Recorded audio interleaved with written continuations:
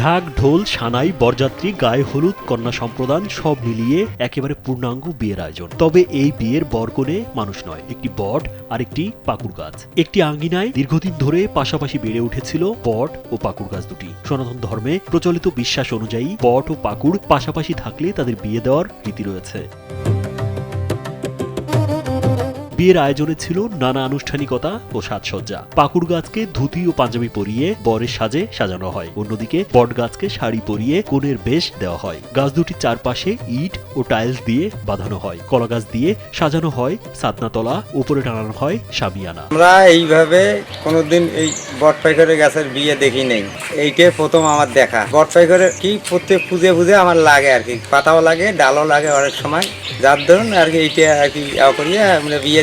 বিয়ে উপলক্ষে গ্রামের নারীরা হলুদ শাড়ি পরে গায়ে হলুদের আয়োজন করেন। বাদ্য বাজনা আর সানাইয়ের সুরে নদী থেকে ঘট ভরে জল নিয়ে আসেন তারা। যথারীতি অর্ধশতাধিক বরযাত্রীও আসেন। তাদের উষ্ণ অভ্যর্থনা জানায় কনে পক্ষ। অতিথিদের পরিবেশন করা হয় পোলাও, সবজি, ডাল সহ বিভিন্ন নিরামিষ তরকারি, পায়েস ও মিষ্টি।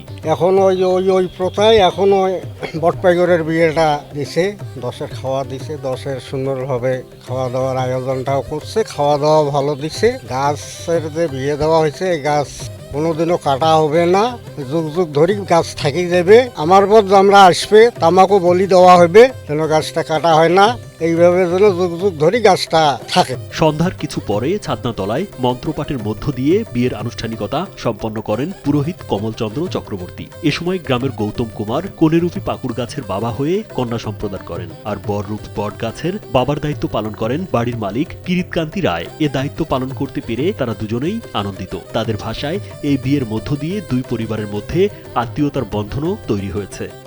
এটা মূলত আমাদের ধর্মীয় শাস্ত্রে লক্ষ্মীনারায়ণ আছে।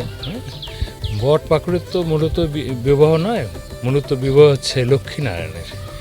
লক্ষ্মীনারায়ণের পূজাটাই হচ্ছে এই বট পাকুড়ে। বটকে আমরা নারায়ণ ধরি আর পাকুড়টাকে আমরা লক্ষ্মী ধরি। এই উপলক্ষে নারায়ণের পূজা উপলক্ষে এই বট পাকুড়কে উপলক্ষ করে নারায়ণ পূজা করা হয়।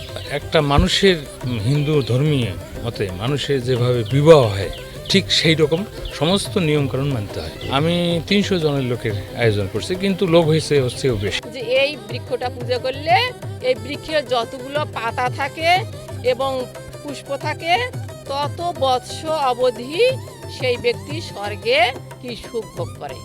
সেই জন্য আমরা এই বৃক্ষ পূজাটা করি। অগ্রে ব্রহ্মা, মূলে বিষ্ণু, শাখায় অঞ্চ মহেশ্বর, পত্রে দেবগণা, সর্বে বৃক্ষরাজ নমস্তুতে। আয়োজকদের মতে ধর্মীয় বিশ্বাসের পাশাপাশি এর একটি পরিবেশগত দিকও রয়েছে।